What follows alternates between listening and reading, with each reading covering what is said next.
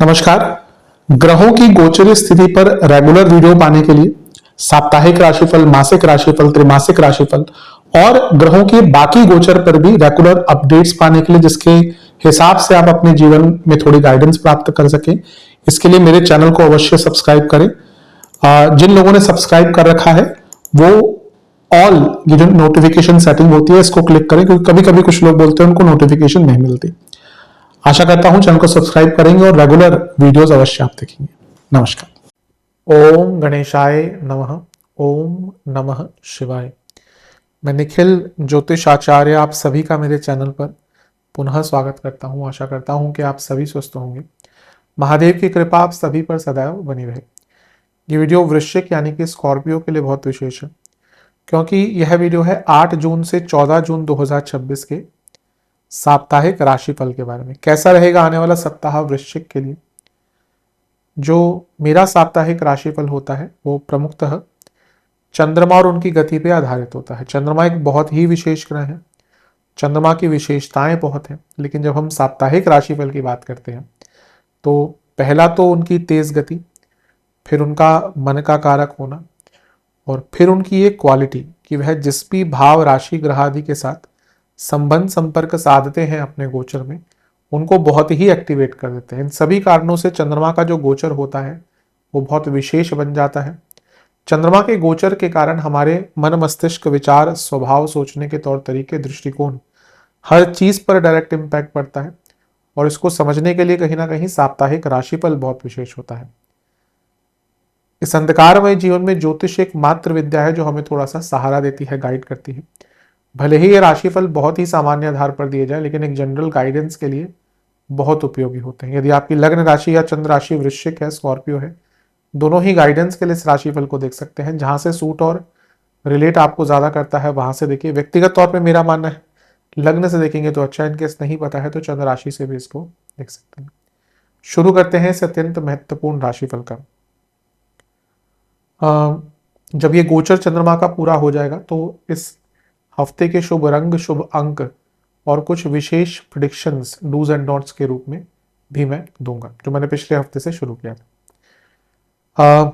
चंद्रमा 9 जून को आपके पंचम भाव में आ जाएंगे, यानी कि मीन में, और 11 ये होगा 9 जून को अर्ली मॉर्निंग 3 AM, और 11 जून सुबह के 9 बजे तक यहीं पर रहेंगे। 8 जून को वो कुंभ में ही रहेंगे, इसलिए वो तो हम कवर कर चुके हैं, तो यहीं से स्टार्ट करेंगे। पंचम के चंद्रमा बहुत अच्छे तो नहीं, बहुत बुरे तो नहीं होते, अच्छा ही रिजल्ट देते हैं, लेकिन यहाँ पे क्योंकि शनि के साथ है तो विष दोष युक्त भी है, उसकी भी हम चर्चा करेंगे। लेकिन यूजुअली पंचम के चंद्रमा ठीक रिजल्ट देते हैं, अच्छा रिजल्ट देते हैं। आपके तो भाग्येश है, तो उस नाते से जब वो पंचम भाव में आएंगे तो त्रिकोण का स्वामी त्रिकोण में, यानी कि राजयोग की स्थिति बनती है। यहाँ पे वो शनि के साथ भी है, तो ये त्रिकोण का स्वामी केंद्र के साथ त्रिकोण में, ये 2 प्रकार के राजयोग बन रहे हैं, तो एक प्रकार से ये अच्छा ही है। और यहाँ पे गुरु की दृष्टि भी है, यहाँ पे परिवर्तन योग भी बना हुआ है। चंद्रमा मीन में है, बृहस्पति की राशि, बृहस्पति कर्क में है चंद्रमा की राशि, तो ये पंचम नवम में एक परिवर्तन योग भी बना हुआ है। तो ये सारी ही चीजें बहुत अच्छी हैं। धन प्राप्ति, लक्ष्मी प्राप्ति, आइडियाज, क्रिएटिविटी, बौद्धिक क्षमता, निर्णय लेने की क्षमता, हर चीज में बेटरमेंट दिख रही है। भाग्य की वृद्धि होगी, भाग्य पूरा साथ देगा। शनि तीसरे घर के स्वामी भी है, चंद्रमा भाग्य स्थान के स्वामी है, तो ये अपने आप में भाग्य पराक्रम योग बनता है। और क्योंकि यहाँ पे गुरु की दृष्टि है तो जैसा मैंने कहा, आपकी सोचने की क्षमता बहुत आगे बढ़ जाएगी। कई हर्डल्स जो पिछले कुछ टाइम से आ रहे थे वो दूर होना शुरू हो जाएंगे। स्टूडेंट्स के लिए बहुत अच्छा रहेगा। बस ध्यान ये देना है कि विष दोष भी है, इसीलिए लव लाइफ पर थोड़ा नेगेटिव इंपैक्ट पड़ सकता है। और कभी कभी सब सही चलते हुए भी हमारा मन कहीं और ही भ्रमण कर रहा होता है।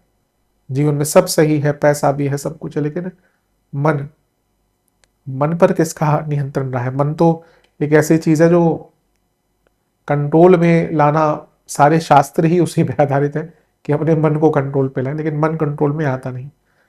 ये ऐसी एक इंद्री है हमारी जिस पर नियंत्रण बड़े बड़े ऋषि मुनि नहीं पा पाए। तो इसलिए यहाँ पर अपने मन पर ही नियंत्रण ज्यादा करना है, क्योंकि वो गलत डायरेक्शन में, नेगेटिव डायरेक्शन में जाएगा और ये टाइम वेस्ट करवाएगा। गुरु जो है वो धनेश और पंचमेश भी है, तो धन के दृष्टिकोण से बहुत अच्छा समय दिख रहा है। नवांश कुंडली थोड़ा ना ऐसा लग रहा है कि आपके मन में बहुत कुछ है भरा हुआ, लेकिन आपको वो कन्वे करने के लिए कोई नहीं मिल रहा, आपको अपनी मन की बात करने के लिए कोई नहीं मिल रहा।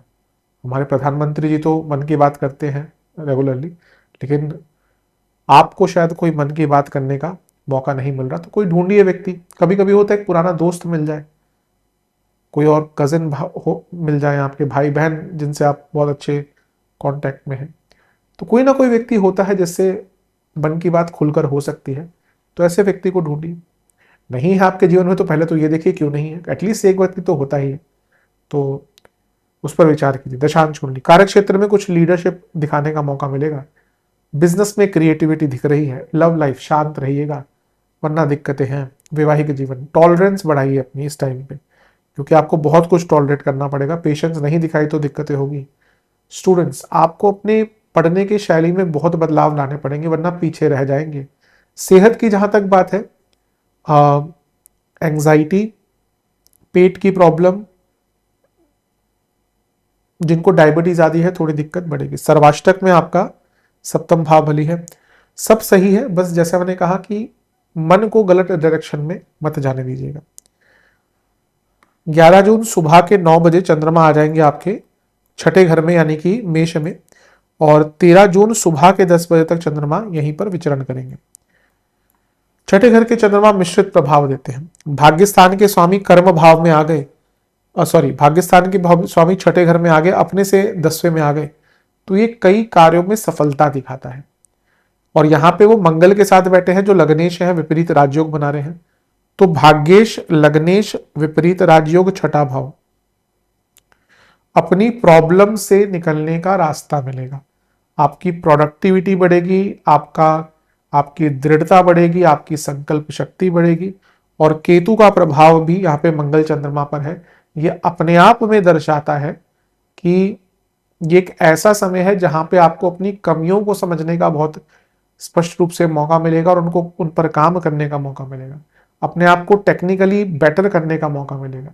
तो ये समय जो है आपका बहुत अच्छा दिख रहा है, इसका लाभ उठाइए। बस एक बात से बचिएगा, क्योंकि छठा भाव है, चंद्रमा है, मंगल है, अग्नि तत्व की राशि, अग्नि तत्व के मंगल, अग्नि तत्व के केतु, और छठा भाव, गुस्सा बहुत रहेगा, तो गुस्से पर नियंत्रण रख लीजिएगा वरना तो टाइम ठीक ही है। कुछ महत्वपूर्ण लीगल काम भी जो अटक रहे थे पूर्ण हो सकते हैं। बस ऐसा नहीं कि अपनी ऊर्जा गलत डायरेक्शन पे लगा दी, क्योंकि यहाँ पे अगर एक टाइमली और बहुत वेल प्लान्ड मैनर में आगे बढ़ेंगे ना तभी काम बनेंगे।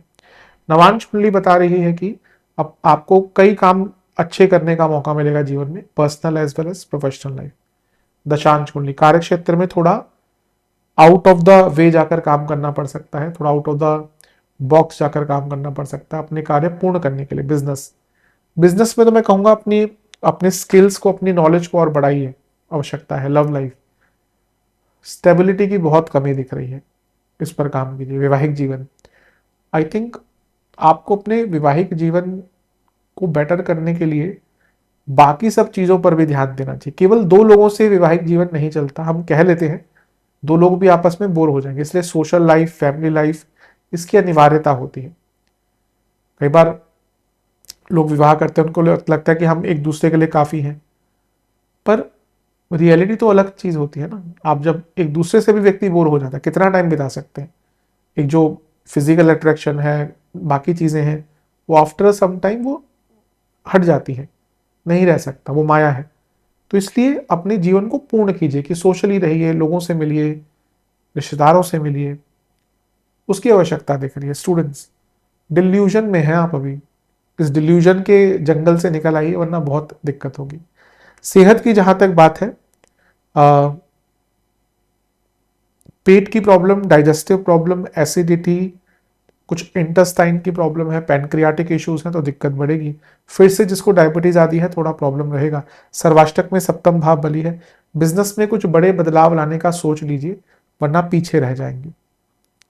13 जून सुबह के 10 बजे चंद्रमा आ जाएंगे आपके 7वें घर में यानी कि वृषभ में, और सप्ताह के अंत तक यहीं पर रहेंगे। चंद्रमा का सप्तम भाव में आना एक प्रकार से काफी अच्छा या बुरा दोनों ही नहीं माना जाता, इसको न्यूट्रल कहते हैं। लेकिन यहाँ पे उच्च के हैं और त्रिकोण के स्वामी हैं, तो इस नाते से राजयोग बन रहा है। और ये राजयोग बनाते ग्रह लग्न को देखेंगे, तो लक्ष्मी स्थान का स्वामी लग्न को देखना, लक्ष्मी की प्राप्ति, धन की प्राप्ति, भाग्य साथ देना, ये सब है। लेकिन यहां पर अमावस्या दोष है और शनि का प्रभाव विष दोष है, तो मैरिड लाइफ में अचानक से प्रॉब्लम और झूठे आरोप लगना, आपकी इमेज को खराब करने का प्रयास होना, आप खुद ही कुछ ऐसा कर बैठेंगे कि आपका बना बनाया नाम, बना बनाया काम खराब हो सकता है। तो be very careful at this point, क्योंकि यहाँ पे थोड़ी गड़बड़ जीवन में हो सकती है। कुछ रिस्क ना ले जीवन में। और सबसे बड़ी बात है क्योंकि सूर्य भी है यहाँ पे, तो कार्य क्षेत्र में स्पेशली बहुत कॉन्शियस, बहुत कॉशियस होकर बात कीजिएगा, स्पेशली अपने बड़ों से, और फोकस भी बनाकर रखिएगा। नवांश कुंडली, पैसे के लिए अच्छा टाइम है। दशांश कुंडली, कार्य क्षेत्र में हर चीज पर काम कीजिए, हर चीज पर ध्यान दीजिए।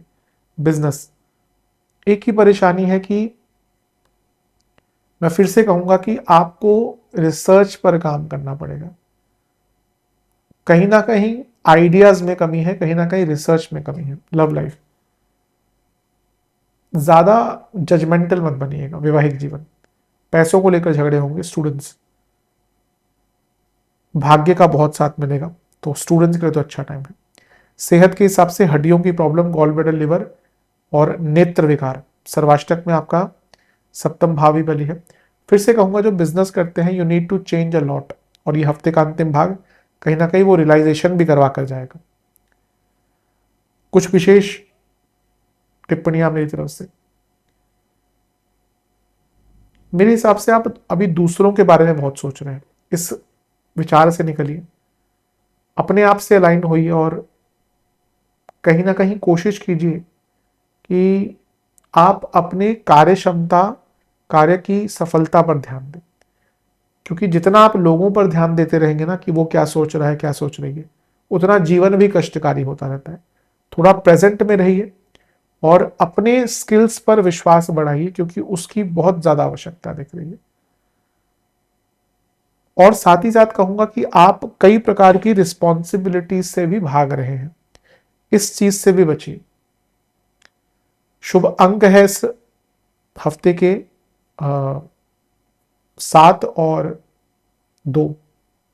शुभ रंग है सफेद, लाल और पिंक। उपाय के स्वरूप में महाबली, बजरंग बली की आरती कीजिए, उनको लड्डुओं का भोग लगाइए और एक चमेली के तेल का दिया अर्पण कीजिए। उस दिए में कुछ लौंग के दाने डाल लीजिएगा। आशा करता हूँ वीडियो काम आएगा। चैनल पर नए सब्सक्राइब कीजिए, वीडियो को लाइक कीजिए। मिलता हूँ अगली वीडियो में, तब तक के लिए ओम नमः शिवाय।